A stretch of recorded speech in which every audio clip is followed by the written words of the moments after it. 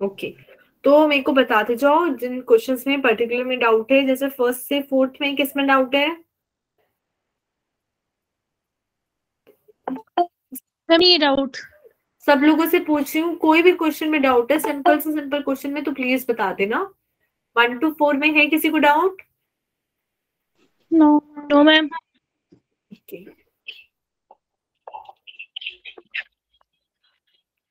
किसी को डाउट नहीं है, फिर मैं आगे स्किप कर रही हूँ इसे। Yes ma'am. ओके, फिर अगर हम बात करें, ये ऐसे नहीं होगा, बच्चों ऐसे ही डिस्कस कर लेते हैं। क्वेश्चन नंबर 5 से लेके 10 11 तक किसी को डाउट है यहाँ पे? अब पहले 5 से 9 तक देख लो, कोई पर्टिकुलर क्वेश्चन में डाउट है?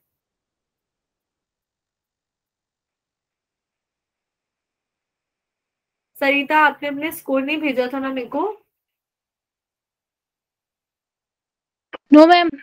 हाँ मैंने, आप भेज देना, ठीक है। मैम मैं स्क्रीनशॉट लेना ही भूल गई थी। स्क्रीनशॉट लेना है भूल के, वैसे मेरे को मैसेज करके बता दो, कोई बात नहीं, विश्वास कर लूंगी मैं।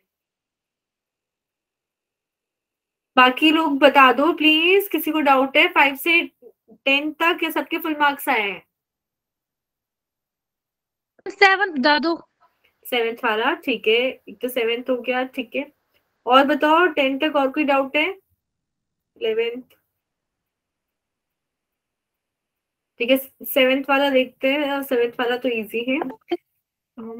यहाँ पे बता देते तो, हमारे पास है √1 प्लस साइन 2x और उसका इंटीग्रेशन करना था, तो ये 7 नहीं, हाँ, तो 9th बता दो।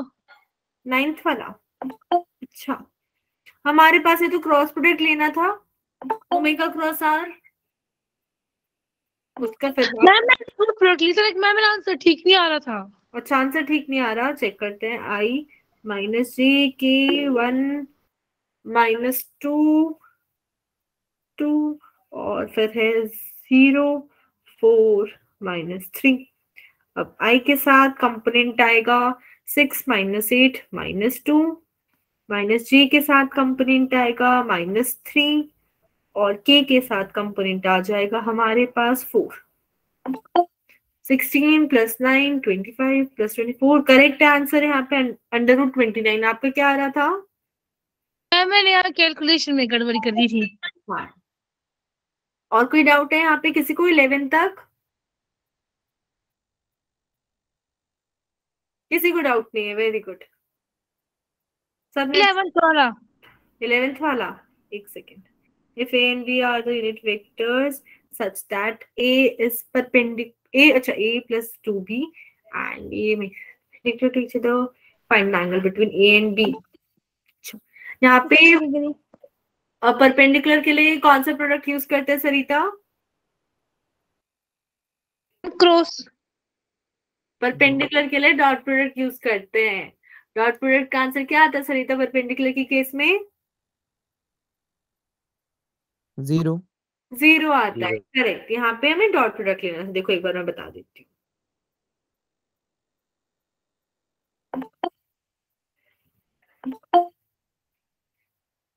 यहाँ पे जब हम डॉट प्रोडक्ट लेंगे तो हमारे पास सॉरी टर्म्स है A + 2B and 5A - 4B। A + 2B, इसका अगर मैं डॉट प्रोडक्ट लूंगी 5A - 4B के साथ, तो इसका आंसर 0 आएगा क्योंकि दोनों के बीच में 90 डिग्री है। फिर जब हम डॉट प्रोडक्ट लेते हैं सेम वेक्टर्स का तो बस मैग्नीट्यूड आता है। मैम तो अगर मैं A × 5A करूंगी, यहाँ से 5 × A के मैग्नीट्यूड आ जाएगा का स्क्वायर। फिर सेकेंड टर्म 4 × A.B, इन दोनों से करूंगी तो मेरे पास आएगा +10 × A.B और फिर 2B × -4B करूंगी तो -8 × B के मैग्नीट्यूड का स्क्वायर = 0। अब यहाँ पे क्वेश्चन में बोला हुआ था कि ए भी यूनिट वेक्टर है और बी भी यूनिट वेक्टर है, तो इनसे तो 5 - 8 -3 आ जाएगा और इन दोनों को सॉल्व करूंगी तो +6 a.b आ जाएगा। यहां से a.b की क्या वैल्यू आएगी? 1/2। ये समझ आ रहा है सरिता? Yes ma'am. हाँ, 1/2 आ जाएगी। तो अगर दो वेक्टर्स जो यूनिट वेक्टर है उनके बीच में 1/2 आ रहा है, मतलब 1 × 1 × cos θ = ½ तो कितना एंगल होना चाहिए? 60। 60 डिग्री। क्लियर है अब? Yes ma'am. ओके, फिर नेक्स्ट स्लाइड पे चलते हैं। इसमें किसको डाउट है? 12th 13th 14th में किसी को डाउट है इनमें? Okay, 15th 16th 17th 18th किसी को डाउट नहीं है किसी में ना? सब 17th वाले में। ओके, अनिक्षा आप कौन सा बोल रहे थे? 15th। अच्छा, 15th वाले में। अनिक्षा आपने क्या बोला था, एक बार फिर से रिपीट कर दो। हम नो मैम बोला था। अच्छा ठीक है, तो एक तो 15th आ गया, एक 17th आ गया, ठीक है, वो दोनों लेते हैं अभी। और 19 20 में से कोई डाउट है? 14th। अच्छा, 14th भी ले लेंगे, तो 14th 15th 17th। ठीक है, ये फिर से। अच्छा, मैं अभी के लिए आपको क्या करती हूँ, थोड़ा सा एक्सप्लेन कर देती हूँ, क्योंकि सारा फिर कॉपी करना पड़ेगा नेक्स्ट स्लाइड पे। सच्चा मैं एक बार भी एक्सप्लेन कर दूं क्वेश्चन में हो क्या रहा है। जैसे 14th क्वेश्चन में हमारे पास क्या है, अलग अलग डिस्प्लेसमेंट्स हैं, उनके अलग अलग एंगल्स बने हुए हैं। जैसे किसी का 30 है, किसी का 120 है, किसी का 180 है। तो जब टोटल डिस्प्लेसमेंट बताते हैं तो आपको पता है एक्स वाली ही एक्स में ऐड कर सकते हैं, वाई वाली ही वाई में ऐड कर सकते हैं। तो इन सबकी रिजोल्यूशन करना था। जैसे हमारे पास फर्स्ट है 20 जो 30 डिग्री एंगल बना रही है, तो उसका एक्स कंपोनेंट निकालना पड़ेगा 20 cos 30, वाई कंपोनेंट हो जाएगा 20 sin 30। ऐसी जो सारी की सारी डिस्प्लेसमेंट है उनकी कॉस वाली टर्म को ऐड करोगे तो टोटल एक्स डिस्प्लेसमेंट मिल जाएगी, और उनकी सबकी साइन वाली चीजों को ऐड करोगे तो टोटल वाई वाले में मिल जाएगी। ये समझ आ रहा है? Yes ma'am. हाँ, और फिर उनका मैग्नीट्यूड लेना था। तो मैं प्रॉपर सोल्यूशन करवाऊंगी, वेट कर लो। फिर क्वेश्चन नंबर 15th में हमारे पास क्या था, फोर्स दे रखा है चेंज ऑफ मोमेंटम। अब देखो, मोमेंटम में हम जनरली मास को कांस्टेंट लेते थे और चेंज ऑफ वेलोसिटी लेते थे, पर यहाँ पे क्वेश्चन में बोला हुआ है कि मास कम होता जा रहा है टाइम के साथ और जो वेलोसिटी है वो बढ़ती जा रही है, तो दोनों की दोनों चीजें बदल रही है। अब जब हमारे पास डेरिवेटिव में दो चीजें मल्टीप्लीकेशन में हो और फिर डेरिवेटिव करना है तो कौन सा रूल लगता है? प्रोडक्ट रूल लगता है ना? हाँ, तो प्रोडक्ट रूल लगा के हमें डेरिवेटिव करना था। एक बार मास को करते वेलोसिटी कांस्टेंट, एक बार वेलोसिटी को करते मास कांस्टेंट, फिर डेरिवेटिव करते बस टाइम को यहाँ पे 20 पुट करना था। क्वेश्चन वैसे समझ आया है Sarita? Yes ma'am. Yes ma'am. ठीक है, क्वेश्चन नंबर 617 देखो, हमारे पास y दे रखा है डेरिवेटिव ऑफ f। तो f कैसे निकाल सकता है इंटीग्रेशन ऑफ y? देखो, अगर मेरे पास, आपको पता है इंटीग्रेशन और डेरिवेटिव एक दूसरे के उल्टे होते हैं, तो अगर मेरे को y दे रखा है derivative of f upon dx, तो अब अगर मैं क्या करूं, इस dx को लेफ्ट साइड ले जाऊं, y dx equals to df। ये समझ आ रहा है सबको? Yes ma'am.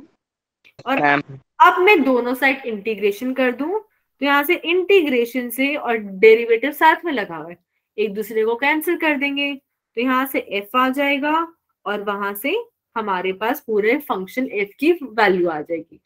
अब हमें पता है y की वैल्यू x स्क्वायर है, तो बेसिकली x स्क्वायर dx का इंटीग्रेशन करना था। अब क्लियर है गीतांशी?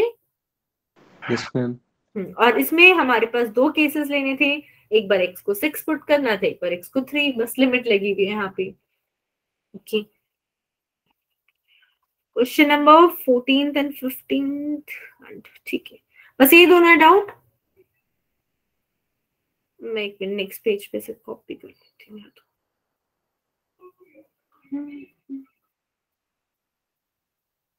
या वो पूरा कॉपी नहीं होगा, मैं नेक्स्ट क्लास में ले लूंगी 14th और 15th, मेरे को पूरा उसे कॉपी करने में भी बहुत टाइम लग जाएगा, वो छोटे छोटे पीसेस में ब्रेक हो रखा है। Yes ma'am. हाँ, मैं इन दोनों को मैंने नोट कर लिया है, मैं इन दोनों को पूरा सॉल्व करके, और अगर 17th वाले में गीतांश आपको क्लियर नहीं है तो मैं वो भी पूरा सॉल्व करके दिखा सकती हूँ। ये क्लियर है अब आपको वो? Yes ma'am clear. ठीक है, बस 14 15 है जिनको प्रॉपर सोल्यूशन चाहिए आप लोगों को, या और कोई क्वेश्चन भी है? ठीक है, फिर मैं 2 ही क्वेश्चंस लूंगी नेक्स्ट क्लास में, क्योंकि अभी कॉपी करूंगी तो उसमें टाइम लग जाएगा। अच्छा, मोशन इन 2D अब हम स्टार्ट करेंगे। 2D का मतलब क्या होता है? प्लेन। 2 डायमेंशन। 2 डायमेंशन है ना। अब उसमें क्या क्या पॉसिबिलिटीज होती है 2 डायमेंशन में?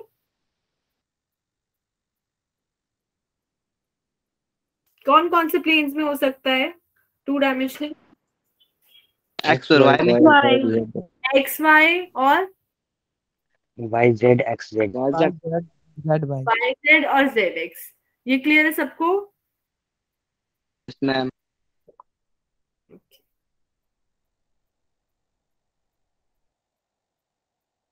विजिबल है सबको? Yes ma'am. तो यहाँ पे देखो, बच्चा बार बार किक मार रहा है बॉल को। अब बॉल सीधी नहीं जा रही है, थोड़े कर्व पाथ पे जा रही है। जैसे कर्व आया, स्ट्रेट लाइन नहीं आई, मतलब वो 2 डायमेंशनल मोशन हो गया। उसका मोशन बताने के लिए एक हॉरिजॉन्टल डिस्टेंस भी चाहिए और एक वर्टिकल भी चाहिए। ये बात समझ आई सबको? Yes ma'am. और इसी को कहते हैं मोशन इन 2 डायमेंशन। ओके, अब यहाँ पे पहले एक समझते हैं, बेसिक एक छोटी सी वीडियो है, उसको देखते हैं, फिर मैं एक्सप्लेन करूंगी क्या हो रहा है।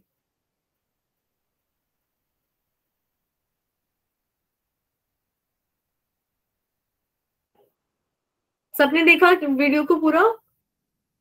Yes ma'am. Yes ma'am. Yes ma'am. तो एक बॉल स्टार्ट हुई मूव करना, और एक पूरा उसने कर्व पाथ लिया और फाइनल पॉइंट तक पहुंच गई जब वो नीचे आई। तो हमने करा क्या, इस बच्चे ने एक बॉल को किक करा, और बॉल को जो इनिशियल वेलोसिटी दी है वो u है। अब वो फिर से, क्योंकि हवा में है तो 2 कंपोनेंट बन सकते हैं, एक x वाला और एक y वाला। x वाले में क्या लगता है? x वाले में cos थीटा लगता है, y वाले में साइन sin। थीटा। करेक्ट। अब हमारे पास 2 कंपोनेंट आ गए। ऐसे अगर वो बॉल को हम ऊपर लेते गए, एक पर्टिकुलर मैक्सिमम हाइट तक जाती है, उस पॉइंट पे क्या होता है, जब वो मैक्सिमम हाइट पे वो थक जाती है, ये और ऊपर की तरफ नहीं जा सकती, सामने की तरफ जा सकती है। तो उस पर्टिकुलर जो मैक्सिमम हाइट होती है, उस पे हमारे पास जो y कंपोनेंट हो जाता है वेलोसिटी का, मतलब u y, वो 0 हो जाता है। ये समझ आया सबको? Yes ma'am. ओके, अब वो वेलोसिटी, अब वो बॉल क्या, वो आगे जाती गई। अब उस किसी भी पर्टिकुलर टाइम पे अगर मैं देखूं तो फिर से उसमें कुछ वेलोसिटी है v, जो फिर से कुछ अपने आप का एंगल बना रही है। अब उस वेलोसिटी को भी हम 2 पार्ट में तोड़ सकते हैं, एक x वाला कंपोनेंट और एक y वाला कंपोनेंट, जो उन दोनों को मिलकर हमारे पास v देगा। जैसे स्टार्टिंग में हमारे पास x और y, ux और uy मिला के u आ रहा था। क्रिश, आप 19th क्वेश्चन में डाउट है आपको? Yes ma'am. ठीक है, मैं वो भी कर। ओके, तो हमारे पास यहाँ पे क्या है, अलग अलग कंपोनेंट्स है वेलोसिटी के। अब मेरे को ये बताओ कि जब कोई बॉडी है वो प्रोजेक्टाइल या फिर जो एक कर्व पाथ कर रही है ऐसे, तो ऐसे करते हुए क्या जी लग सकता है, ग्रेविटी वाला एक्सेलरेशन? Yes ma'am. लग सकता है, या वो वर्टिकल डायरेक्शन में लगता है? हॉरिजॉन्टल में लगता है, वर्टिकल में लगता है। हॉरिजॉन्टल में नहीं लगता है, सिर्फ वर्टिकल में लगता है। क्लियर है साहिल? Yes ma'am. हाँ, तो जब भी हमारे पास जी की बात करते हैं तो वो हॉरिजॉन्टल डायरेक्शन में, वर्टिकल डायरेक्शन में लगते हैं। अब आपने एक बॉल को किक मारा, अब उस पे और कोई फोर्स नहीं लगा रहे, तो क्या उसके ऊपर कोई एक्सेलरेशन लग रहा है एक्स डायरेक्शन में? कोई सोच नहीं लग रहा है। जो एक्सेलरेशन लगता है वो सिर्फ बाय डायरेक्शन में लगता है और उसकी वैल्यू भी हमारे पास फिक्स है, जी होती है। तो अगर अब मैं आपसे बेसिक सा क्वेश्चन पूछती हूँ कि अगर एक्सेलरेशन नहीं होता है तो वेलोसिटी क्या होती है? चेंजिंग होती है या कांस्टेंट रहती है? कांस्टेंट। बाकी लोग क्यों नहीं आंसर कर रहे हैं? क्या मैं बोल रही हूँ कि मान लो कि हमारे पास एक्सेलरेशन 0 है, तो उसके लिए वेलोसिटी बदलनी चाहिए या नहीं बदलनी चाहिए? अब नहीं बदलनी चाहिए। नहीं बदलनी चाहिए। तो अब मैंने आपको बताया कि एक्स वाली डायरेक्शन में तो एक्सेलरेशन 0 है, तो मतलब एक्स वाली डायरेक्शन की जो वेलोसिटी है वो नहीं बदलती है पूरे रास्ते में। आप कहीं पर भी देख लो उसकी वैल्यू सेम आएगी, you cos theta you cos theta you cos theta, जो स्टार्टिंग पॉइंट पे। पर क्योंकि वर्टिकल वाली डायरेक्शन में जी लगता है एक्सेलरेशन, उसके कारण हर पॉइंट पर हर टाइम पर वेलोसिटी बदलती रहती है। ये क्लियर हुआ है सबको?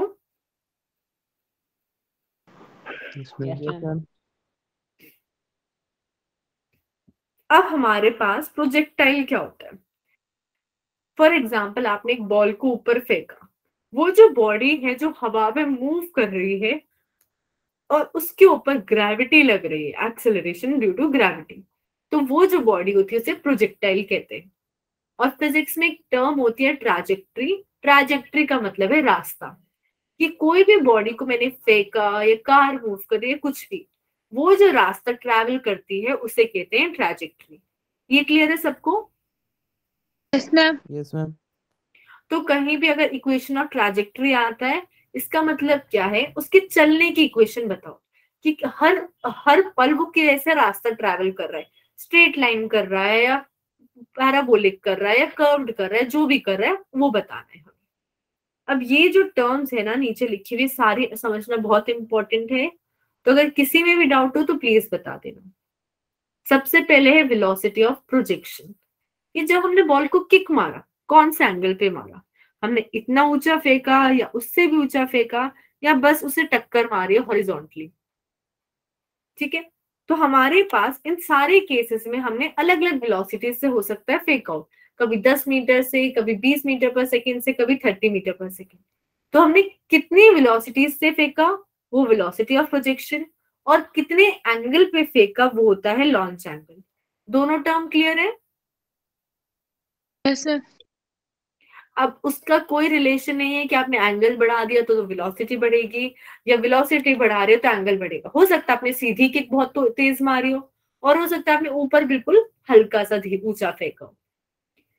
फिर आती है हमारे पास हॉरिजॉन्टल रेंज। तो हॉरिजॉन्टल रेंज को समझने से पहले ये बताओ रेंज क्या होती है? कोई इंग्लिश में बेसिक मीनिंग क्या होता है रेंज? किसी भी चीज की रेंज क्या होती है? जैसे हम कहते हैं फोन पे बात कर रहे हैं, भाई रेंज नहीं आ रही है, सिग्नल नहीं आ रहे हैं। ऐसे अगर फिजिक्स में रेंज की बात कर रहे हैं तो मतलब भाई कहां तक वैल्यू आ रही है। क्लियर है सबको? मैम। Yes, ma'am. तो हॉरिजॉन्टल का मतलब आपको पता है एक्स वाली डायरेक्शन। तो हॉरिजॉन्टल एक्स वाली डायरेक्शन में वैल्यू कहां तक जा रही है? कि मान लो कि एरोप्लेन उड़ के गया यहां से यहां तक, पर जमीन पे तो उसने कुछ रास्ता ट्रेवल करा ना, उसी रास्ते को कहते हैं हॉरिजॉन्टल रेंज। कि बॉडी यहां से यहां तक गई तो उसने हॉरिजॉन्टली कितना रास्ता पार किया, वो हॉरिजॉन्टल रेंज। और अगर हम इसी में ये बात करें कि वर्टिकली सबसे ऊपर कितना गया, तो वो हो जाएगा हमारे पास मैक्सिमम हाइट, कि ऊंचाई कितनी पकड़ी है। फिर हमारे पास एक टर्म आती है टाइम ऑफ फ्लाइट, जो मैं पहले भी बता चुकी हूँ कि कोई भी प्रोजेक्टाइल है वो हवा में कितना दूर ऊपर, मतलब कितनी देर तक हवा में रहा। अच्छा ये बताओ, टाइम ऑफ फ्लाइट दो चीजों से बनता है, एक तो एसेंट और डिसेंट। कौन सा क्या क्या होता है, किसी को याद है? एसेंट अपवर्ड होता है, डिसेंट डाउनवर्ड होता है। करेक्ट, एसेंट हमारा चढ़ाई का टाइम है और डिसेंट हमारा उतरने का टाइम है। अगर सिमेट्रिक रास्ता हो, मतलब जैसे रास्ते से जा रहे हैं और वैसे रास्ते से उतर रहे हैं, तो इन दोनों का क्या रिलेशन होता है?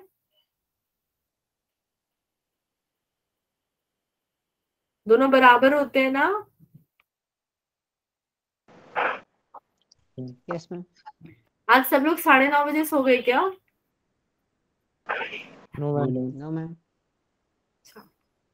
यहाँ पे फिर से एनिमेशन एक बार उसे समझ लेते हैं, उसके अलग अलग पार्ट्स क्लियर करते हैं। तो हमने क्या किया, यहाँ पे u वेलोसिटी से एक बॉडी को फेंका है और उसको हमने दो पार्ट में यहाँ पे तोड़ दिया। थीटा एक्स एक्सिस के साथ लगा हुआ है, इसलिए एक्स वाला component u cos theta, y वाला u sin थीटा। अब मैंने बताया था जो x वाली डायरेक्शन की वेलोसिटी है वो पूरे रास्ते में सेम रहती है। तो अब हम मैक्सिमम पॉइंट में पहुंच गए a पर। अब वहां पे x वाला कंपोनेंट तो u cos थीटा ही रहा, पर मैंने बताया था जैसे ही मैक्सिमम हाइट पे पहुंचेंगे जो वेलोसिटी का कंपोनेंट है y वाली डायरेक्शन में वो 0 हो जाएगा। तो यहाँ पे u y 0 हो गया। फिर अब और आगे आते गए तो यहाँ पे कुछ वेलोसिटी हो जाएगी v। अब अगर एंगल सेम है थीटा तो ठीक है भाई, u cos theta u sin theta, पर एंगल चेंज है तो यहाँ पे आ जाएगा v cos बीटा और v sin बीटा। अब ये ध्यान रखो, जब ऊपर जाते हैं तो वेलोसिटी पॉजिटिव लेते हैं और नीचे आते हुए यहाँ पे हमने नेगेटिव लिए। ये पॉइंट क्लियर है? Yes ma'am. अब मैंने आपको बोला था कि जो हॉरिजॉन्टल वाली वेलोसिटी है वो हर जगह सेम रहती है, और अब मैं ये कह रही हूँ कि अगर एंगल बदल जाएगा तो यहाँ पे आ जाएगा v cos बीटा। तो क्या मतलब होगा, जो u cos थीटा था उसकी वैल्यू v cos बीटा की इक्वल होगी, कि इनका जो प्रोडक्ट है इसका प्रोडक्ट है, इसकी भी वैल्यू सेम होगी, क्योंकि जो हॉरिजॉन्टल वेलोसिटी है वो सेम रहती है। अब क्लियर है सबको ये? Yes ma'am. Yes, ma'am. अच्छा, इसमें रेंज अगर मैं पूछूं तो कहाँ से कहाँ तक है? 0 से B. 8 तक। O से B तक। और हाइट पूछूं तो मैक्सिमम हाइट कौन से पॉइंट पर है? A। A point. A. Clear है? अब यहाँ पे हम लोग अलग अलग केसेस का, मतलब टाइम ऑफ फ्लाइट है, रेंज है, हाइट है, उस सब का फॉर्मूला निकालेंगे। तो मैं फिर से यहाँ पे ड्रॉ कर लेती हूँ कि प्रोजेक्टाइल हमने ऐसे ड्रॉ करा। अब टाइम ऑफ फ्लाइट का मतलब है जब वो O से B पॉइंट तक पहुंच गई। तो अगर मैं O से B तक आपसे पूछूं वर्टिकल डिस्प्लेसमेंट कितना हुआ, तो क्या बोलोगे आप? 0। 0 होगा, क्योंकि जितनी हाइट वो ऊपर गया वर्टिकली उतनी ही हाइट वो नीचे आ गया। ये समझ आया सबको? Yes ma'am. Yes, ma'am.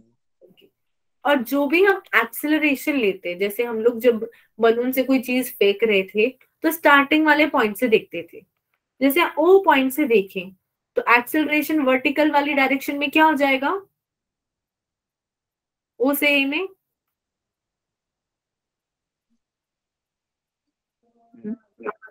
बोलो। -G। -G हो जाएगा। ओ से ए में ऊपर तक जा रहे, ऊपर की तरफ जा रहे हैं, और जी जा रहा है कि हम नीचे आए, तो -G। और टोटल टाइम हमारा ओ से बी में हो जाएगा टाइम ऑफ फ्लाइट, जिसको हम लिखते हैं कैपिटल टी से। तो अगर हम इक्वेशन ऑफ मोशन में s equals to ut plus half at square में वैल्यूज पुट करें तो हमारे पास आया डिस्प्लेसमेंट तो 0 हो गया। अब y वाली डायरेक्शन में स्टार्टिंग में वेलोसिटी थी u sin थीटा, तो वो पुट कर दिया, उसके साथ एक कैपिटल टी लगा दिया टाइम ऑफ फ्लाइट के लिए। एक्सेलरेशन हमें पता है -g हो गया। तो यहां से हमारे पास टाइम ऑफ फ्लाइट का फॉर्मूला आया 2u sin theta by g। ये क्लियर है सबको? Yes ma'am. Yes, ma'am. अब देखो इंपॉर्टेंट चीज क्या है, इस इक्वेशन में हमने क्या किया, डिस्प्लेसमेंट कौन सी डायरेक्शन वाला लिया है? कौन सी? y वाला लिया है। इनिशियल वेलोसिटी कौन सी डायरेक्शन के लिए है? एक्सेलरेशन y का। तो ये ही रूल है हमारा कि जब हम एक इक्वेशन यूज करते हैं मोशन की, तो जो सारे कंपोनेंट्स हम ले रहे हैं वो एक ही डायरेक्शन के होने चाहिए। ऐसा नहीं होना चाहिए कि आपने डिस्प्लेसमेंट तो y का ले लिया और अब वेलोसिटी x की ले रहे हो, या फिर एक्सेलरेशन x का ले रहे हो, अगर जो भी टर्म्स है वो सारी या तो x की होंगी या y की होंगी। ये क्लियर है? Sir Yes, ma'am. टाइम के साथ x और y क्यों नहीं लगाते हैं?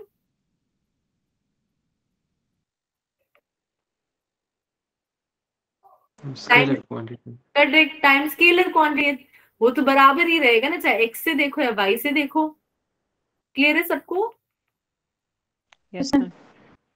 अब अगर मैं मैक्सिमम हाइट निकालूं तो हाइट भी वर्टिकल डिस्टेंस होता है, तो फिर से वर्टिकल वाली इक्वेशन देखते हैं। तो हमें पता है जो सबसे ऊपर वाला पॉइंट आता है a, वहां पे हमारी वेलोसिटी हो जाती है 0। तो अगर मैं इक्वेशन लूं v square minus u square equal to 2as, v की जगह हमने 0 पुट कर दिया, इनिशियल वेलोसिटी y डायरेक्शन में थी u sin थीटा, वो पुट कर दिया, एक्सेलरेशन माइनस g है, और जब हम ए पॉइंट पे पहुंच गए तो डिस्टेंस की जगह हमने हाइट लगा दिया h। तो यहां से हमारे पास हाइट का फॉर्मूला आ गया u square sine square theta upon 2g। इसमें किसी को डाउट है? No ma'am. No, ma'am. फिर हमारे पास है हॉरिजॉन्टल रेंज, जो x डायरेक्शन की हम बात करें कि कितना डिस्प्लेसमेंट हुआ। तो मैंने बताया था कि एक्सेलरेशन जो x डायरेक्शन में वो 0 होता है। तो अगर मैं इक्वेशन लिखूं s equals to ut plus half at square, क्योंकि एक्सेलरेशन 0 है तो ये वाली टर्म तो गायब ही हो जाएगी ना। Sir Yes, ma'am. तो बचा क्या s u और t, अब उनको लिख दिया x के लिए। तो जब रेंज की बात कर रहे हैं तो डिस्प्लेसमेंट की जगह हमारे पास कैपिटल आर आ गया, इनिशियल वेलोसिटी की जगह u, initial velocity in x direction आ गया, और t की जगह कैपिटल T लिखा है टाइम ऑफ फ्लाइट। अब टाइम ऑफ फ्लाइट क्यों लिखा? क्योंकि अब सोचो ये पूरा रास्ता अगर मेरे को रेंज निकालनी है, ये तो तभी पार कर पाएगा ना जब ये पूरा टाइम हो चुका होगा। सर इसलिए यहाँ पे टाइम ऑफ फ्लाइट लिखा है। अब इसमें u cos theta initial velocity की डायरेक्शन है, और टाइम ऑफ फ्लाइट की जगह हमने जो ऊपर फॉर्मूला आया था उसी को सब्स्टिट्यूट किया। तो यहां से हमारे पास आ गया range equals to u square sine 2 theta upon g, या फिर वेलोसिटी की टर्म्स में लिखूं तो twice of u cos theta u sin theta, और एक हो जाएगी x डायरेक्शन में वेलोसिटी और एक हो जाएगी y डायरेक्शन में वेलोसिटी। ये क्लियर है सबको? Yes ma'am. ये तीनों की तीनों फॉर्मूलेज आपको अच्छे से याद होने चाहिए, सारे इंपॉर्टेंट है। अच्छा, इसमें एक और चीज, अगर मेरे को कोई भी चीज मैक्सिमम करनी है, जैसे हाइट मैक्सिमम करनी है, टाइम मैक्सिमम करना है, रेंज मैक्सिमम करना है, तो अगर एक पर्टिकुलर मोशन की बात करूं तो उसमें वेलोसिटी तो फिक्स रहेगी कि u मैंने दे दिया 30 मीटर पर सेकेंड, और कौन सी चीज बदल सकती है? Theta theta. और साइन की मैक्सिमम वैल्यू कब होती है? 45 साइन कब होती है? 90 पे होती है। और क्या वैल्यू होती है? 1 होती है। तो जैसे फर्स्ट वाला इक्वेशन है टाइम ऑफ फ्लाइट की, तो अगर उसकी मैं मैक्सिमम वैल्यू चाहती हूँ तो मेरा थीटा हो जाएगा 90 डिग्री, तो साइन थीटा की वैल्यू हो जाएगी 1। ऐसे ही अगर मेरे को हाइट मैक्सिमम करनी है साइन स्क्वायर थीटा, तो उसमें चाहे पॉजिटिव 1 हो या नेगेटिव 1, दोनों केस में हमारे पास हाइट मैक्सिमम आएगी ना, यस मैम। क्योंकि स्क्वायर लगा हुआ है, तो +1 का भी स्क्वायर कर देगा और -1 का भी। अब रेंज में कोई बता सकता है कि हमारे पास कितना एंगल होना चाहिए मैक्सिमम वैल्यू के लिए? 45 होना चाहिए, करेक्ट, क्योंकि साइन के साथ 90 लगना था, पर यहाँ पे साइन के साथ 2 थीटा लगा हुआ है, तो थीटा 45 डिग्री आ जाएगा। क्लियर है सबको? Yes ma'am. Yes, ma'am. अब यहाँ पे क्वेश्चन है, an arrow is shot into air, it's range is 200 metre and time of flight is 5 seconds.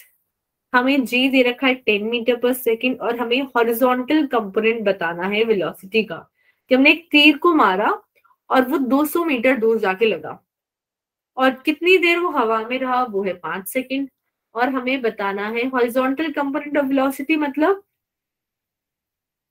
क्या value? u cos theta find करना है हमें। तो मैं यहाँ पे लिख देती हूँ कि हमारे पास रेंज है 200 और कैपिटल टी की वैल्यू दे रखी है 5 सेकेंड्स। तो रेंज और कैपिटल टी में क्या रिलेशन था? r is equals to u cos theta t। Correct. जब हमने लिखा था s equals to u t plus half a t square और x डायरेक्शन की बात कर रहे थे, तो ये वाली टर्म जीरो हो गई थी। u की जगह हमारे पास x डायरेक्शन वाला वेलोसिटी थी, और जब रेंज पूरी कवर हो गई तो यहाँ पे कैपिटल टी था। याद आया सबको? तो यहाँ से अगर हम रेंज की जगह पुट करेंगे 200, टाइम की जगह 5 सेकेंड्स, तो कितनी आएगी velocity? 40।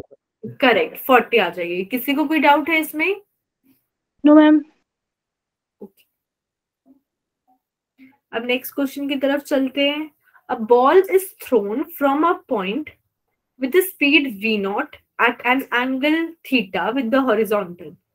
From the same point and at the same instant, a person starts cycling with constant speed v naught by 2 to catch the ball.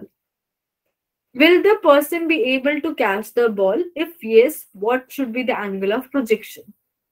हमारे पास इस क्वेश्चन में क्या हुआ, यहाँ पे एक पर्टिकुलर पॉइंट से एक आदमी ने बॉल फेंकी और इस बॉल फेंकने की वेलोसिटी थी v नॉट बाय 2 और थीटा एंगल था हॉरिजॉन्टल के साथ। और जब उसने वो बॉल फेंकी, वो यहाँ से साइकिल चलाने लगा और अब वो चाहता है कि उस बॉल को वो पकड़ ले यहाँ पे। तो पहले अगर, और यहाँ पे हमें बोला क्या है, ये आदमी जो मूव कर रहा है, अच्छा ये आदमी की वेलोसिटी है v नॉट बाय 2, ये v नॉट है। क्वेश्चन क्लियर है सबको? अब आप Yes, इनको ma'am. बताओ, ये ए से बी तक जा रहा है जब वो आदमी, तो उसके पास कौन सी वेलोसिटी है, वर्टिकल है या हॉरिजॉन्टल है? हॉरिजॉन्टल। हॉरिजॉन्टल है। अच्छा, अब आप और आपके फ्रेंड दोनों जा रहे हैं एक साथ, एक कार से जा रहे हैं, एक बस से जा रहा है, और आप दोनों को बराबर रास्ता पार करना है और सेम टाइम पे पहुंचना है, तो वो कब पॉसिबल है? मैम जब वेलोसिटी जब दोनों की वेलोसिटी सेम हो।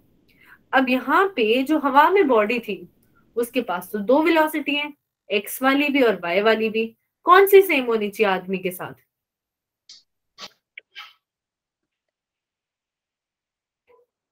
जब हमने जो बॉल फेंकी उसकी दो वेलोसिटीज है, एक एक्स डायरेक्शन में एक वाई डायरेक्शन में, कौन सी वेलोसिटी सेम होनी चाहिए आदमी के साथ, एक्स वाली या वाई वाली? एक्स वाली, क्योंकि हॉरिजॉन्टल डिस्टेंस बराबर पार करना है, वर्टिकल हाइट नहीं। ये समझ आया सबको? Yes, ma'am. तो अगर हम दोनों की हॉरिजॉन्टल वेलोसिटी को बराबर कर दें तो रास्ता तो बराबर ट्रैवल कर रहे हैं, उसकी वो रेंज हो गई, उसका वो सीधा रास्ता हो गया। तो अब मेरे को ये बताओ, अगर ये v नॉट है तो इसका हॉरिजॉन्टल कंपोनेंट क्या हो जाएगा? v not cos theta. Correct, v not cos theta. इसमें किसी को डाउट? अब यही सेम वेलोसिटीज आदमी की वेलोसिटी के बराबर होनी थी, जो थी v नॉट बाय 2। तो यहाँ से v नॉट से v नॉट कैंसिल हो गया, थीटा कितना आएगा? 60 डिग्री। 60 डिग्री। क्लियर है सबको? Ma'am Yes, ma'am. इसमें किसी को डाउट तो नहीं है? मैम अब यहाँ पे क्वेश्चन है, two bodies are thrown up at angles of 45 degree and 60 degree respectively. कि मैंने दो चीजों को ऊपर फेंका और एक एंगल बना रही है 45 डिग्री और एक एंगल बना रही है 60 degree. If the body attain the same vertical height, मतलब उनकी जो हाइट है मैक्सिमम कितना ऊंचाई पे जा रहे हैं वो बराबर है, तो हमें बताना है उनकी वेलोसिटीज का रेशियो जब हमने उन्हें फेंका था, मतलब u1 अपॉन u2 का रेशियो बताते। तो सबसे पहले, क्योंकि हमें हाइट यहाँ पे सेम दे रखी है, तो हाइट का फॉर्मूला यूज करना पड़ेगा। क्या फॉर्मूला होता है हाइट का, किसी को याद है? Correct, u square sine square theta upon 2g। Clear है सबको? Yes ma'am.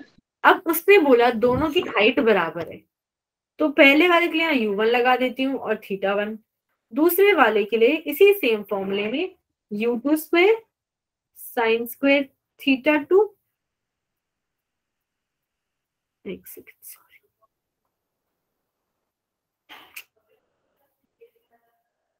अरे मेरा स्क्रीन फ्रीज हो गया। ठीक है, मैं इसे, ठीक है, यहाँ पे सोल्यूशन उससे समझते हैं।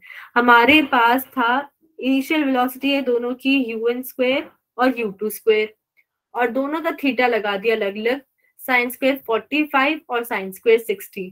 ये समझ आ रहा है सबको? Yes Yes, ma'am. ma'am. अब रेशियो वाले क्वेश्चन में सबसे इंपॉर्टेंट होता है ऑर्डर, तो उसने बोला है उनकी इनिशियल वेलोसिटी का ऑर्डर। तो जब सबसे पहले आएगा, जब 45 डिग्री वाले की इनिशियल वेलोसिटी, मतलब u1 ऊपर होना चाहिए और u2 नीचे होना चाहिए। अब जैसे ही u1 ऊपर आएगा, साइन 45 नीचे चला जाएगा। ये क्लियर है सबको? Yes ma'am. Yes, ma'am. और हमारे पास साइन 60 ऊपर रह जाएगा, तो साइन 60 की वैल्यू हो गई √3/2 और साइन 45 की वैल्यू हो गई 1/√2। अब दोनों साइड स्क्वायर है, तो जैसे ही हम दोनों साइड का स्क्वायर हटाएंगे हमें रेशियो मिल जाएगा √3/2। क्लियर है सबको? Yes, ma'am. किसी को डाउट है तो प्लीज बता दो।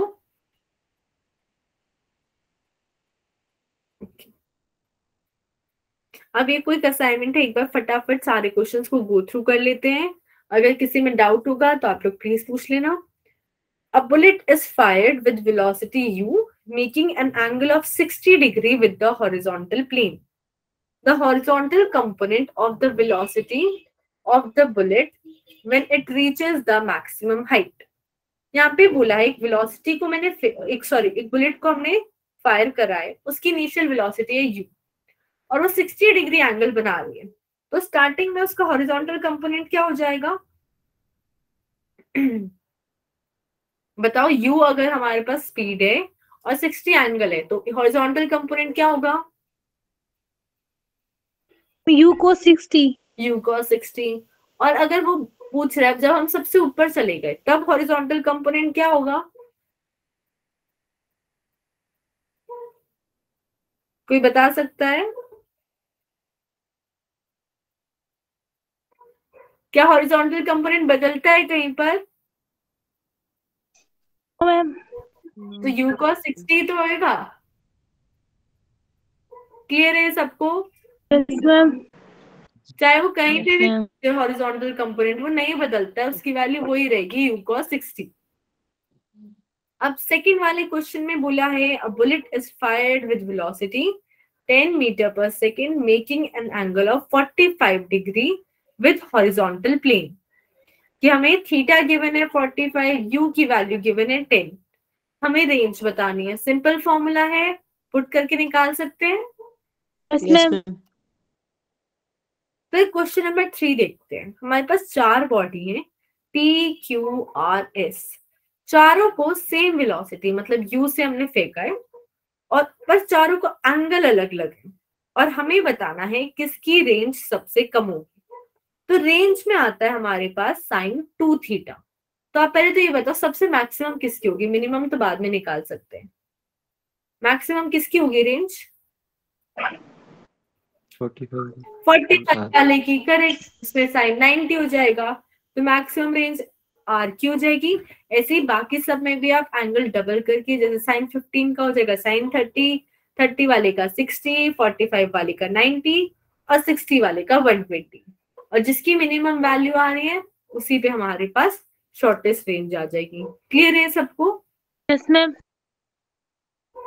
ओके, क्वेश्चन नंबर 4 में हमारे पास है a ball thrown by a boy is caught by another boy after 2 seconds who is standing at some distance away at the same level. Angle दे रखा है 30 डिग्री, हमें वेलोसिटी बतानी है u जिससे हमने थ्रो किया था। ये 2 सेकेंड्स क्या दे रखा है, कोई बता सकता है? आप बॉल से कैच खेल रहे हो, आपने बॉल को फेंका, आपके दोस्त ने कैच कर लिया और 2 सेकंड में कैच करा, वो 2 सेकंड क्या है? Time of Time. Flight. Time of flight, correct. वो कितनी देर हवा में थी उसका टाइम दे रखा है। तो टाइम ऑफ फ्लाइट का फॉर्मूला हमें पता है, हमें यहाँ पे थीटा भी गिवन है, टाइम की वैल्यू गिवन है, हम यू निकाल सकते हैं। Yes ma'am. Yes, ma'am. इस क्वेश्चन के लिए ध्यान से देखो, हमें जी की वैल्यू 9.8 दे रखी है, तो जो भी वैल्यू दे रखी है उसी को यूज करना है, अदरवाइज आंसर मैच नहीं करेगा। अब क्वेश्चन नंबर 5 में हमारे पास रेंज दे रखी है 4√3 टाइम्स मैक्सिमम हाइट की। तो दोनों के बीच में एक रिलेशन है, उससे निकाल सकते हैं, और हमें बताना है थीटा क्या होगा। तो पहले तो ये बताओ साइन 2 थीटा किसके बराबर होता है? साइन 2 थीटा किसके बराबर होता है? 2 sin theta cos theta. Correct. ये फॉर्मूला प्लीज याद रखना, इस चैप्टर में न्यूमेरिकल्स में बहुत यूज होगा कि साइन 2 थीटा होता है 2 sin थीटा cos थीटा। दिमाग में फीड कर लो, ठीक है सबको? Yes, ma'am. Yes, ma'am. ये क्वेश्चंस हो जाएंगे सबसे, या डाउट है किसी में? Yes ma'am.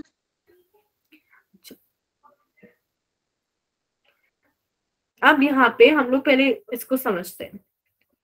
हमने क्या किया, एक बॉडी को थ्रो किया, दोनों में ना इनिशियल वेलोसिटी हमने सेम रखी है, यू रखी है, पर दोनों का एंगल अलग है, एक 15 डिग्री पे है और एक 75 डिग्री पे है, पर दोनों ने आप देखो हॉरिजॉन्टली तो बराबर रास्ता पार किया, 4 ब्लॉक्स। फिर और देखते हैं। अब हमने क्या किया, एक को 30 पे फेंका, एक को 60 पे, दोनों की स्पीड फिर से सेम रखी, पर अभी भी सेम पार करा। फिर अगर मैं एक बॉडी को लूं 45 पे, तो हमारे पास ये रेंज आ रही है। तो ये बताओ 15 और 75 के लिए सेम रेंज है और 30 और 60 के लिए सेम रेंज है, इनमें कुछ रिलेशन लग रहा है आप लोगों को? 15 और 75 में या 30 और 60 में कोई रिलेशन लग रहा है किसी को? Sum इनका 90 डिग्री। इनका सम 90 डिग्री है, करेक्ट। तो अगर मैं एक एंगल को जैसे 30 लिया है, तो दूसरे को ले लूंगी मैं 90 माइनस 30, जैसे यहाँ पे हो गया 60 डिग्री। एक को अगर मैं 5 ले रही हूँ, दूसरे को अगर मैं 85 लूंगी, तो तब भी दोनों में सेम ही रेंज आएगी। ये समझ आया सबको? Yes ma'am. अगर मैं दो ऐसे एंगल ले रही हूँ जिनका सम 90 है और सेम स्पीड है, तो जो हमारे पास रेंज होती है वो सेम आती है। उसको समझते हैं क्यों आती है? हमारे पास होता है साइन 2 थीटा, और अगर हम देखें, अगर मैं इसमें पुट करूं sine twice of 90 minus theta, तो इस केस में भी हमें जो मिलेगा वो साइन थीटा मिलता है, क्योंकि ये जाएगा तो सेकंड क्वाड्रेंट की तरफ, और सेकंड क्वाड्रेंट में भी साइन पॉजिटिव होता है। Yes ma'am. तो अगर साइन थीटा देखो, ये सेकंड क्वाड्रेंट से साइन की वैल्यू निकालो, हमें साइन थीटा ही मिलता है। तो हमारे पास वैल्यू चेंज नहीं होती है। ये क्लियर है सबको? Yes ma'am. यहाँ पे मल्टीप्लाई करके भी देख सकते हो, साइन 180 माइनस 2 थीटा, और यहाँ से भी साइन 2 थीटा मिल रहा है और वहां से भी साइन 2 थीटा मिल रहा है, इसलिए रेंज नहीं बदलती है। अब यहाँ पे हम इक्वेशन ऑफ ट्रैजेक्टरी बताएंगे प्रोजेक्टाइल की, कि प्रोजेक्टाइल कैसा रास्ता पार करता है और हम कैसे निकाल सकते हैं इक्वेशन को।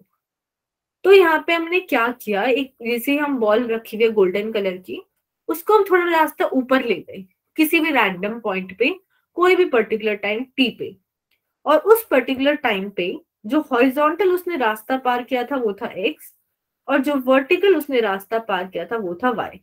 इतना क्लियर है सबको? Yes ma'am. तो अगर मैं पहले Yes, सिर्फ एक्स डायरेक्शन की बात करूं, तो एक्स डायरेक्शन में मेरे को पता है एक्सेलरेशन 0 होता है, जो वेलोसिटी है वो u cos थीटा होती है। तो मैं इक्वेशन ऑफ मोशन यूज करूं उस पर्टिकुलर पॉइंट तक, बस जहां पर हम एक्स पार कर चुके थे, बस वहीं तक का कर रहे हैं। तो डिस्प्लेसमेंट की इक्वेशन होती है s equal to u t plus half a t square. अब x वाले केस में हमारे पास एक्सेलरेशन वाली टर्म तो 0 हो जाती है, initial velocity u cos theta हो जाती है, और डिस्प्लेसमेंट की जगह हमारे पास x हो गई, कोई भी रैंडम, जब हमने स्मॉल t टाइम लिया है। तो अगर मेरे को बोला जाए कि 10 मीटर जब हमने पार कर लिया हॉरिजॉन्टली तो टाइम बताओ, तो इस फॉर्मूले से हम टाइम बता सकते हैं। यहां तक क्लियर है सबको? Yes ma'am. Basic equations of motion है, उसमें हमने एक बार एक वैल्यू ले ली, एक बार दूसरी वैल्यू ले ली, उसी से सब कुछ निकाला है। फिर अगर मैं ऐसी ही वाई डायरेक्शन की बात करूं, मैं ये देखना चाहती हूँ कि मैंने वर्टिकल कितना रास्ता पार किया है, तो वाई डायरेक्शन में एक्सेलरेशन -g हो जाता है, वेलोसिटी u sin थीटा हो जाती है। तो हमारे पास इक्वेशन आएगी y equals to u sin theta into t minus half g t square. अब टाइम मैं ऑलरेडी निकाल चुकी थी, वही टाइम में क्या करती हूँ, y वाली इक्वेशन में डाल देती हूँ। यहाँ पे देखो मैंने डाला x upon u cos theta जहां जहां टाइम था, तो न्यूमरेटर में भी u है और डिनोमिनेटर में भी u है, सबको दिख रहा है ये? Yes ma'am. वो u से u कैंसिल हो गया, बचा क्या, साइन अपॉन कॉस, और वो हमारे पास tan थीटा होगा। तो फर्स्ट टर्म आएगी x tan theta. Second term में अगर मैं देखूं तो हाफ जी था और x square upon you square cos square theta, ये टाइम के फॉर्मूले से आ गए। अब इसमें देखो जब हमने किसी बॉडी को फेंका तो हमने कुछ उसकी वेलोसिटी फिक्स कर दी, इनिशियल वेलोसिटी 30, और स्टार्टिंग में एंगल हमने फिक्स ही कर सकते हैं, ऐसा नहीं है ना कि हम एक ही चीज को इनिशियली अलग अलग एंगल कर रहे हैं एक क्वेश्चन में। ये बात समझ आ रही है? मान लो कि आपने एक बॉल को किक किया, ऐसा हो सकता है स्टार्टिंग में उसकी वैल्यू 30 डिग्री भी और 60 डिग्री भी हो, एक ही वैल्यू होगी ना फिक्स? Yes sir. तो अगर मैं इस इक्वेशन में देखूं तो यहाँ पे half g u square cos square theta, ये सारी वैल्यू कांस्टेंट हो जाएगी ना एक क्वेश्चन के लिए? ये समझ आ रहा है सबको? Yes, ma'am. अब ये कांस्टेंट हुआ तो ये tan थीटा भी कांस्टेंट हो जाएगा, तो मैं इसको ये लिख सकती हूँ y equals to A X minus B X square. ए एक कांस्टेंट हो गया, बी दूसरा कांस्टेंट हो गया, बस दोनों को नाम दे दिया अलग अलग। अब ये बताओ कि ये कैसी इक्वेशन है, किस टाइप की इक्वेशन है ये? क्वाड्रेटिक। क्वाड्रेटिक। क्वाड्रेटिक में कैसा ग्राफ बनता है? पैराबोलिक। पैराबोलिक बनता है। आप ग्राफ देखो, क्या ये पैराबोला बन रहा है? बन रहा है, तो प्रूफ भी हो गया ना ग्राफिकली और मैथमेटिकली कि जो पार्टिकल है वो एक पैराबोला पाथ फॉलो कर रहा है। क्लियर है सबको ये? Yes ma'am. अब इस फॉर्मूले को थोड़ा सा चेंज करते हैं, तो हमने थोड़ा सा चेंज करने के लिए साइन थीटा से मल्टीप्लाई और डिवाइड कर दिया। अब क्या करते हैं, डिनोमिनेटर में कॉस स्क्वायर थीटा था, उसमें से एक कॉस निकाल दिया और वो साइन के साथ लगा दिया, और दूसरे कॉस को अलग रख दिया 1 अपॉन कॉस थीटा। तब डिनोमिनेटर में हमारे पास जो टर्म आई, आप ध्यान से देखो, 2u square sine theta cos theta upon g, 2 sine theta cos theta, अगर मैं यहाँ पे पुट करूं तो ये हमारे पास साइन 2 थीटा अपॉन जी आएगा, और ये सेम फॉर्मूला हमारे पास रेंज का था। Yes ma'am. तो हम लोग इस इक्वेशन में डिनोमिनेटर की जगह हमने रेंज कर दिया। अब एक साइन थीटा न्यूमरेटर में था और एक कॉस थीटा डिनोमिनेटर में, उन दोनों को मिला के हमने यहाँ पे टैन थीटा लगा दिया, और अगर मैं इसमें से एक्स टैन थीटा कॉमन लूं तो हमारे पास ब्रैकेट में आएगा 1 माइनस एक्स बाय रेंज। अब मेरे को बता दो कि यहाँ तक किसी को डाउट है किसी पॉइंट पे, तो प्लीज पूछ लो। किसी को डाउट नहीं है?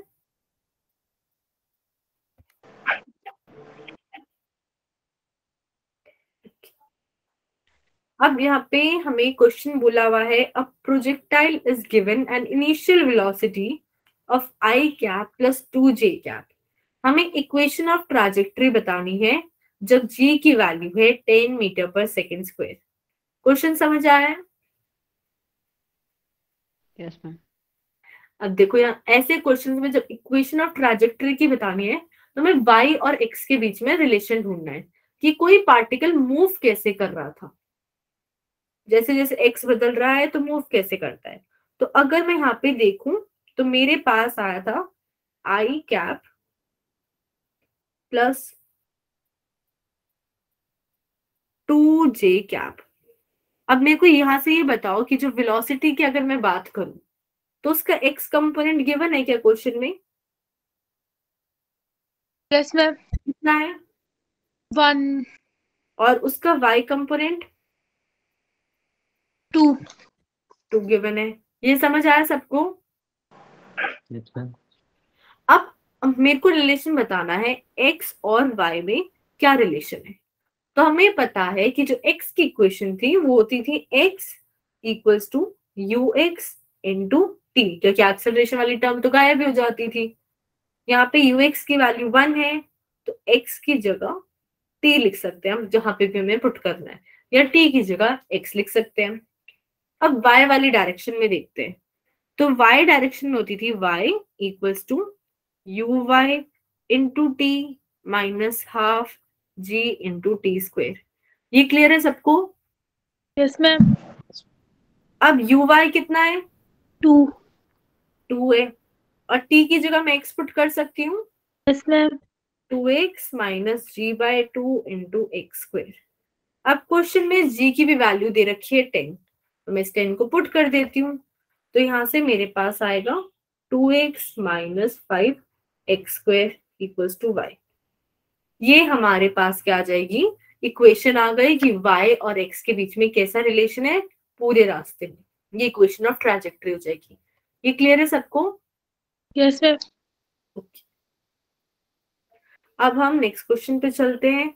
The equation of motion of a projectile is given by x equals to 36t and 2y equals to 96t minus 9.8t square, और हमें एंगल ऑफ प्रोजेक्शन बताना है। अब इसमें हमें क्या बताना है, कोई बता सकता है?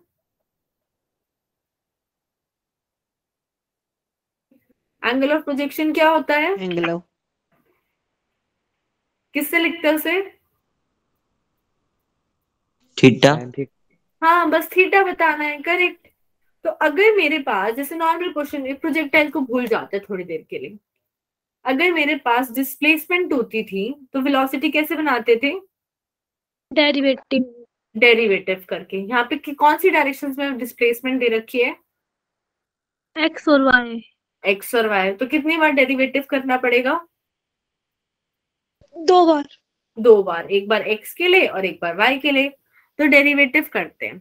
हमारे पास एक्स में डिस्प्लेसमेंट है 36t, तो एक्स डायरेक्शन में वेलोसिटी कितनी आएगी? 36। 36. 36 आ जाएगी। ये क्लियर है सबको? ओके। अच्छा, फिर वाई डायरेक्शन में कितनी आएगी? यहां से मैं लिख देती हूँ।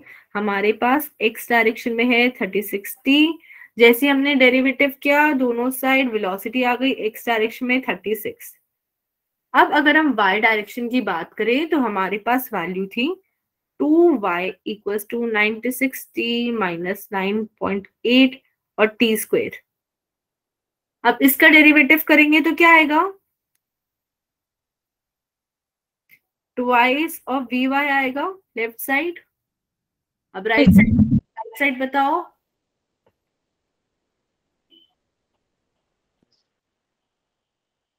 19.6. 96 माइनस 19.60। करेक्ट 19.16। 9.8 इंटू 2 हो जाएगा 19.6। ये क्लियर है सबको? Yes, ma'am. अच्छा, अब हमें पता है कि इनिशियल वेलोसिटी जो होती है हमारी वो होती है u cos थीटा x वाली, और जो y वाली होती है वो होती है u sin थीटा। तो अगर मैं इनमें से कोई भी एक निकाल लूं, जैसे फॉर एग्जांपल अगर मैं tan थीटा निकाल सकती हूँ इन दोनों को डिवाइड करके, यस मैम। तो मेरे पास उससे थीटा आ जाएगा।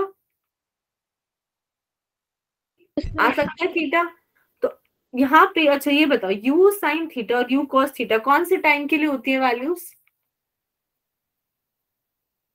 किस पर्टिकुलर टाइम पे आता है हमारे पास u cos थीटा और u sin थीटा दोनों?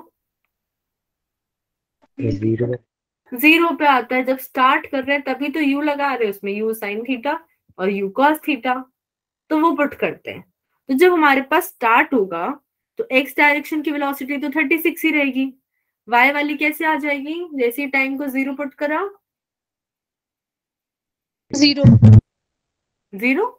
0 से तो ये वाली टर्म 0 होगी। 96 नहीं होगी।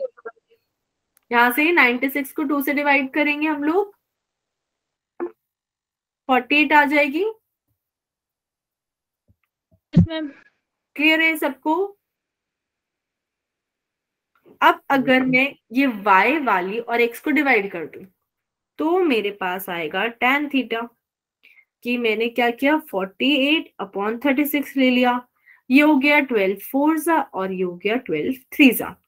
यहां तक किसी को कोई डाउट? No ma'am. ये मेरा परपेंडिकुलर है, ये मेरा बेस है। हाइपोटेन्यूज कितना हो गया? 5 हाइपोटेन्यूज 5 हो गया। मैंने हाइपोटेन्यूज क्यों निकाला? क्योंकि सारे ऑप्शन साइन में है। अब बताओ इनमें से कौन सा ऑप्शन करेक्ट होगा साइन के लिए? फर्स्ट हाँ,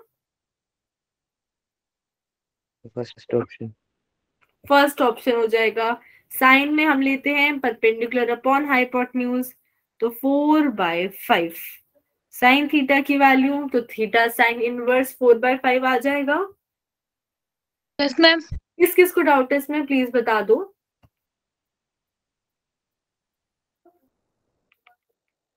क्लियर है सबको?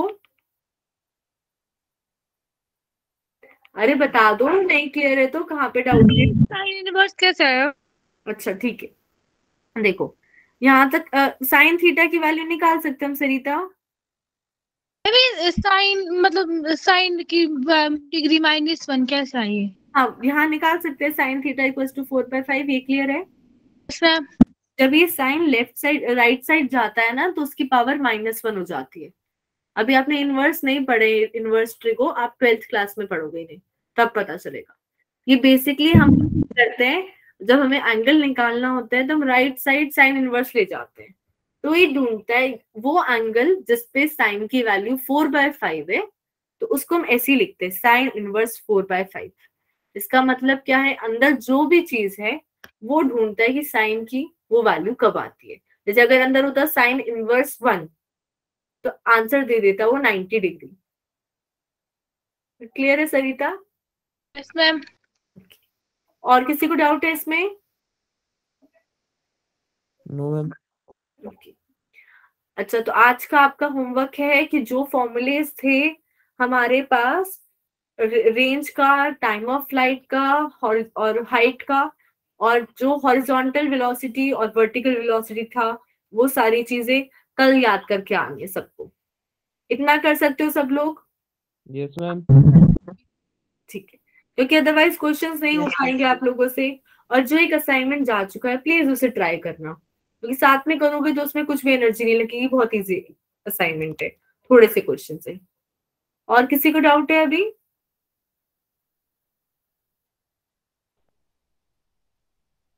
किसी को डाउट नहीं है और? Ma'am. Thank you everyone. Right ma'am. Good night Sarita, good night everyone.